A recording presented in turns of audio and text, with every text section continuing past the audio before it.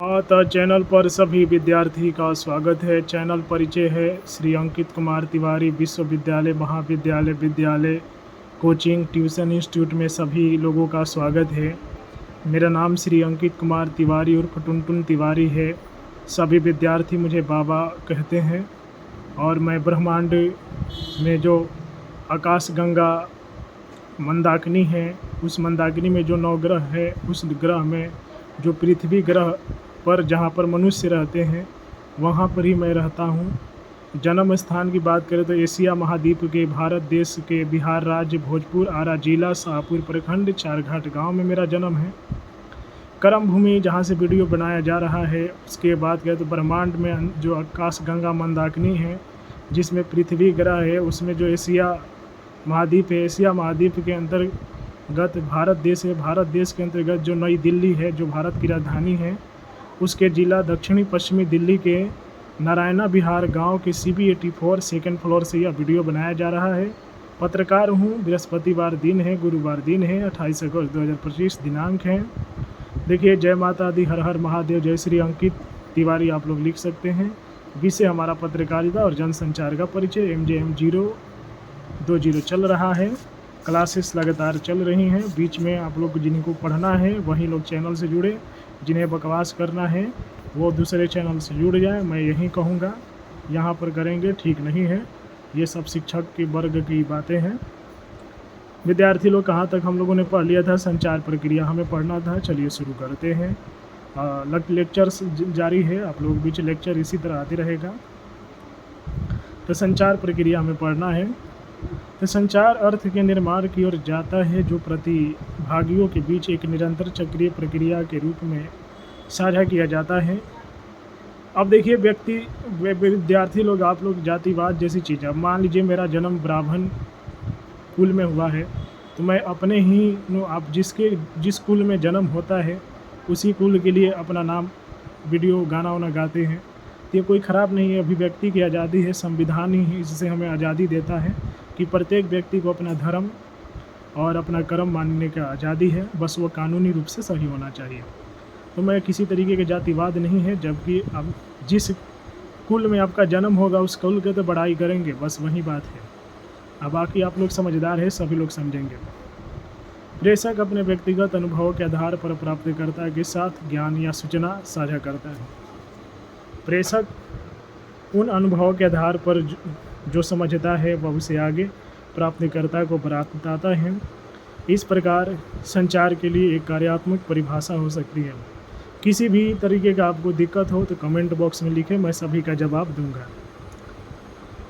2 या 2 से अधिक प्रतिभागियों के बीच अनुभवों को साझा करने की एक चक्रीय प्रक्रिया यह संचार की प्रक्रिया है। संचार की प्रक्रिया में 4 बुनियादी तत्व शामिल हैं: प्रेषक S और संदेश M, चैनल C और रिसीवर R, जिसे संचार का SMCR मॉडल भी कहा जाता है। चित्र 1.1 इंगित करता है कि चक्रीय प्रक्रिया में होने वाले संचार किस प्रकार होता है। आप लोग देखिए, ये है एनकोडिंग, इंटरप्रिटेशन, डिकोडिंग, सेंडर। ये मैसेज जा रहा है कहाँ पर? Decoding, interpretation, encoding, receiver. ठीक है, ये सेंडर, ये receiver. Channel, language, mass media, gestures, communication process है। फीडबैक, मैसेज फीडबैक, एनकोडिंग, व्याख्या, डिकोडिंग। ठीक है, तो चैनल, भाषा, मास मीडिया, इशारों, संचार प्रक्रम, प्रतिक्रिया, डिकोडिंग, व्याख्या, एनकोडिंग, रिसीवर, प्रेषक, सेंडर एक संदेश भेजकर संचार शुरू करता है। और प्राप्तकर्ता, रिसीवर या ऑडियंस वह है जो प्राप्त करता है। संदेश वास्तविक सामग्री है जिसे प्रेषक व्यक्त करना चाहता है और चैनल उस संदेश को व्यक्त करने का माध्यम है। चैनल संदेश देने का माध्यम मास मीडिया, भाषा, इशारों, शरीर की भाषा, संकेत और प्रतीक हो सकते हैं। जब प्रेषक प्राप्तकर्ता को कुछ चैनल के माध्यम से एक संदेश भेजता है तो प्राप्तकर्ता उस संदेश को अपने मस्तिष्क में डिकोड करता है, उससे अर्थ बनाता है, व्याख्या, और फिर अपने दिमाग में उस संदेश की प्रतिक्रिया को एनकोड करता है और इसे प्रेषक को वापस भेजता है। वापस भेजने की इस प्रक्रिया को प्रतिक्रिया, फीडबैक कहा जाता है, जो संचार की प्रक्रिया में एक महत्वपूर्ण घटक है। प्रतिक्रिया इंगित करती है कि क्या समझा गया है, क्या यह स्रोत है प्रेषक के मतलब के अनुसार है या फिर यह स्रोत की समझ से अलग है। प्रतिक्रिया प्राप्त करते समय प्रेषक प्राप्तिकर्ता बन जाता है और प्राप्तिकर्ता प्रेषक बन जाता है। प्रभावी संचार पढ़ेंगे 1.22। एक संचार को प्रभावी माना जाता है यदि यह वांछित परिणाम उत्पन्न करता है। उदाहरण के लिए, यदि कोई राजनीतिक नेता अपने भाषण के माध्यम से मतदाताओं को अपने लिए वोट डालने के लिए प्रेरित करने में सक्षम है तो उसके संचार को प्रभावी संचार कहा जाता है। वैकल्पिक रूप से एक बच्चा अपने माता पिता या शिक्षकों की चेतावनी या निर्देशों को गंभीरता से लेता है लेकिन किसी अजनबी की बात नहीं सुनता। यहाँ उसके माता पिता का उसके प्रति प्रभावी संचार प्रभावी है लेकिन अजनबी का नहीं। दोनों उदाहरणों से यह स्पष्ट है यह कि स्रोत और प्राप्तकर्ता के बीच का संबंध है जो संचार है और यह तय करता है कि प्राप्तकर्ता अर्थ की व्याख्या कैसे करेगा। स्रोत को लेकर प्राप्तकर्ता की धारणा या उनके रिश्ते में मौजूद विश्वास महत्वपूर्ण कारक है जो यह तय करता है कि प्राप्तकर्ता स्रोत के संदेश का कितना सकारात्मक जवाब देगा। किसी भी संचार को प्रभावी कहा जा सकता है यदि प्राप्तकर्ता द्वारा व्याख्या किए गए संदेश का अर्थ प्रेषक द्वारा वांछित अर्थ के समान है। संदेश की प्रभावशीलता इस बात से स्पष्ट होगी कि प्राप्तकर्ता में कोई वांछित व्यवहार परिवर्तन किस हद तक लाया जाता है। इसे प्रतिक्रिया के रूप में भी जाना जाता है जो शब्दों और या कार्यों में हो सकता है। प्राप्तकर्ता से उत्पन्न संचार संदेश को प्रतिक्रिया के रूप में जाना जाता है। प्रतिक्रिया सकारात्मक, नकारात्मक या तटस्थ हो सकती है। जब कोई कर्मचारी बार बार सूचना देने के बावजूद कार्यालय में देर से आना जारी रखता है तो यह एक नकारात्मक प्रतिक्रिया है क्योंकि संचार से कर्मचारी पर वांछित प्रतिक्रिया नहीं हो रही है। जब कोई छात्र एक शिक्षक की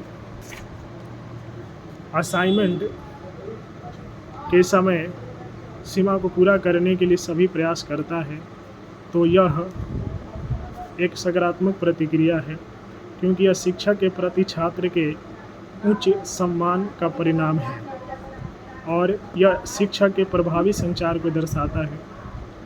जब कोई मतदाता अपने वोट के अधिकार का प्रयोग नहीं करता है तो किसी राजनीतिक नेता के पक्ष में उसके खिलाफ मतदान करना तो छोड़ दे तो इसे तटस्थ प्रतिक्रिया कहा जाता है क्योंकि संचार का उस पर कोई प्रभाव नहीं पड़ा। संचार के लिए बधाई। ठीक है, ये अब हम जो है अगले वीडियो में पढ़ेंगे। इस वीडियो में यहीं तक। अब अगले वीडियो में हम इससे आगे पढ़ाई करेंगे। यदि आप लोग पत्रकारिता की क्लासेस लेना चाहते हैं तो मेरे चैनल से जुड़ जाएं। अब आप लोगों को बता देते हैं कि मैं खुद पत्रकारिता में इग्नू से मास्टर में डिग्री ले रहा हूँ। तो मैं जो पढ़ता हूँ वही चीज़ जो कि सोशल मीडिया पर पढ़ाता हूँ।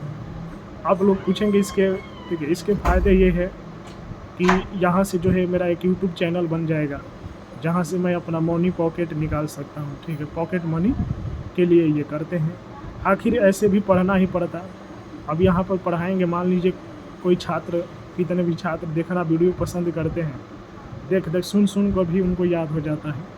तो वजह यह है, तो यदि आप लोग पढ़ाई करना चाहते हैं, पढ़ने वाले छात्र हैं, तो मेरे यूट्यूब चैनल को सब्सक्राइब करिए और इसे ढेर सारा प्यार दीजिए। और 1 लाख सब्सक्राइबर करना है। वीडियो को लाइक करें, शेयर करें। मैं मिलता हूँ नए वीडियो में, तब तक के लिए हर हर महादेव।